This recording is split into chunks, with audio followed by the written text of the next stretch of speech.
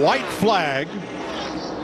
Last lap for Josh Berry and the Wood brothers to seal the deal in Las Vegas.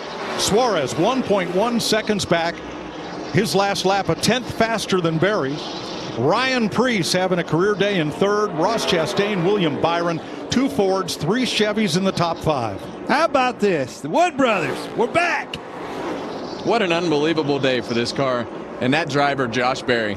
Josh Berry and the Wood brothers win in Las Vegas. Gets his...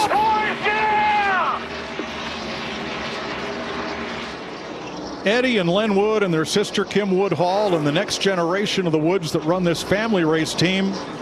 Home is Stewart, Virginia, just west of Martinsville. And there's nobody on pit road or in that garage area who is not happy for the Wood brothers today. Good job. Awesome job, everybody. Thank you so much. Thank you, guys. Now, as you guys did just see, Josh Berry did pick up the win at Las Vegas earlier in the year. However, I do believe that the best way to gauge his performance in 2025 is to compare him to Harrison Burton in the same car from 2024. What I'm going to do is I'm going to give a little bit of statistics based off of both drivers through 36 races and let you guys make a judgment for yourself. So both of them finished 16th in the final point standings, with both of them ending up with 1 win. Josh had his lone win at Las Vegas this year, and Harrison had his lone win at Daytona last year. So through 36 races, they both had 1 win. Josh had 3 top 5s to Harrison's 1. Josh Berry had 8 top 10s in comparison to Harrison's 2. Their total points for the year, Josh Berry 2150 to Harrison Burton's 2122. Neither one of them had a pole. However, Josh Berry had an average finish of 21.67 in comparison to Harrison's 25.72. Their average starts was probably the biggest gap that I see on here, and that is Josh Berry started average-wise 15.8 to Harrison's 24.5. Now, Harrison did have 2 less DNFs on the season. He had 7 to Josh Berry's 9. Their highest finish on the year for both of them was first, and their lowest finish was 39th. However, laps led, Josh Berry led 207 laps to Harrison Burton's 13. But the biggest thing that I didn't realize was the total percentage of laps run and total laps run for the season.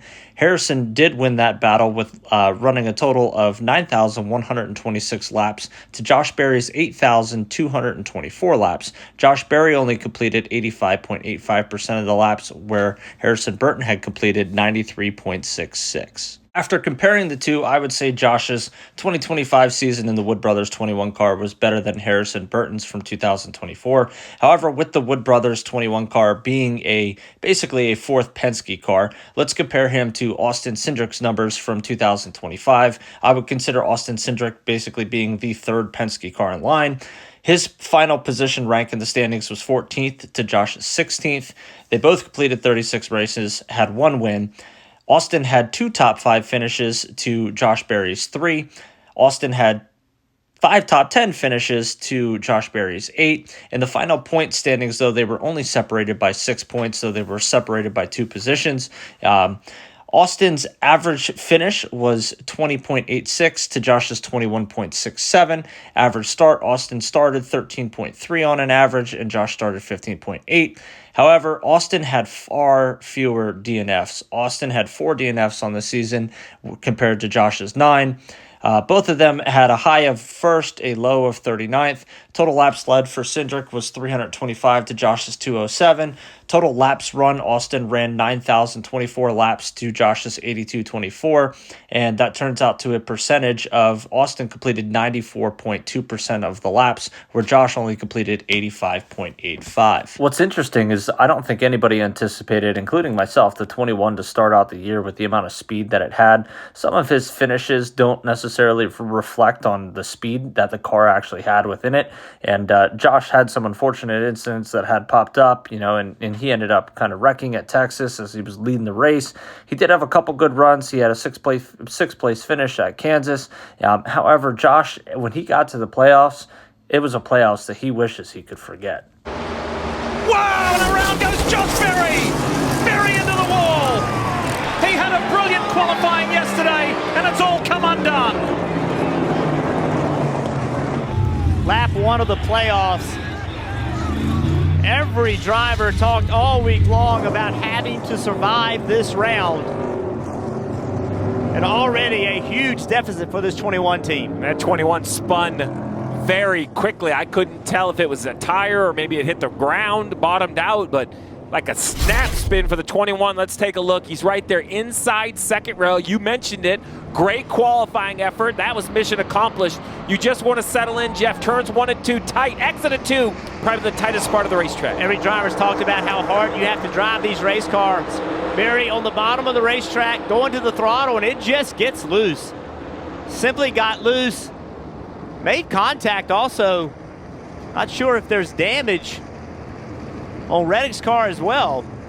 I only saw the second spin, but just watch this 21. A wiggle first. First wiggle, right over the bump.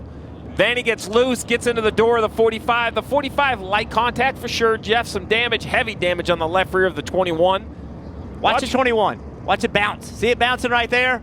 He gets loose, loses control. Oh! Josh Berry again. Unfortunately, he crashed early in the first playoff race last weekend, and Berry's in the wall. He was running 15th at the time.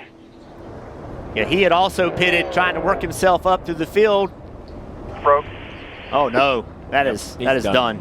He's done. And that's the fear, right? It's easy to say come and get tires because you see them driving to the front, but that does put you back in the pack a little bit. And obviously for the 21, what an awful start to the playoffs. The garage if it stays rolling. Let's show you a view from Chase Elliott. Contact there for sure. Watch, Josh Berry is underneath Logano, trying to get underneath Logano. And then contact with Chase Elliott. What an escape for Eric Jones. Was able just to skip through. Watch the car closest to us here.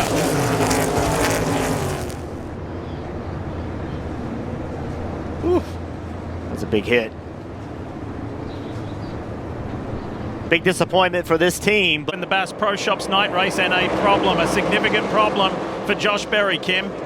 Yeah, you can see it right there. Fire on the right front. They told him to adjust his brake bands. The crew ready on the wall as he tries to make his way down pit road if he can get here. Yeah, and he can't see where he's going with the smoke in the cockpit. We talk about the tires wearing out, but not only is it all the way around the top of the racetrack, but it also fills the right front rocker panel. Look at this. Fire rate first, and then the tire. Fire rate first. Road crew, fire rate. So let's see exactly how they go about this, how they plan on putting this fire out, whether they use a fire extinguisher in the vents, and if Josh Berry can even stay in the race car. He can't see. He couldn't see well enough to get it in the box. He just wants to get out. He just needs to get out. He's going to have to get out. I mean, look at the smoke pouring out of the back window. There's no way Josh can breathe in this situation. It has been a troublesome and problematic playoffs for Josh Berry, unfortunately. Oh, look at him. He has felt the full effects of that smoke inhalation.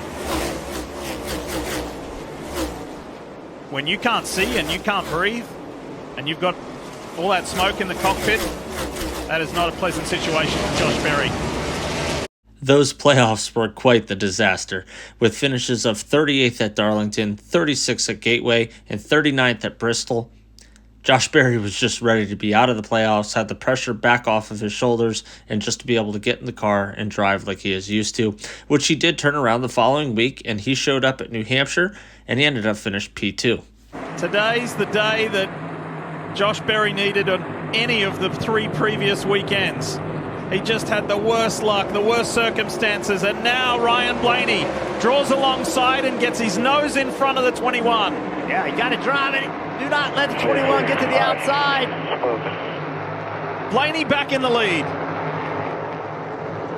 He's led for 77 laps today and again controls this race. To wrap up the season, Josh ended up getting 2 top 10s in the final 2 races. He finished P10 at Martinsville and P7 at Phoenix for the championship race.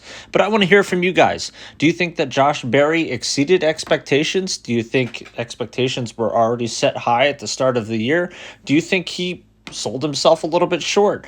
I think Josh overall had a great season, but I think there was a lot of potential better finishes left on the table, which brings me to my next point. I think Josh Berry is going to have higher expectations leading into 2026, and I think we expect that 21 car to at least be contending for a playoff spot, if not winning another race. But drop your comments down below. Do you think Josh had a great year or not? Till the next time, see ya.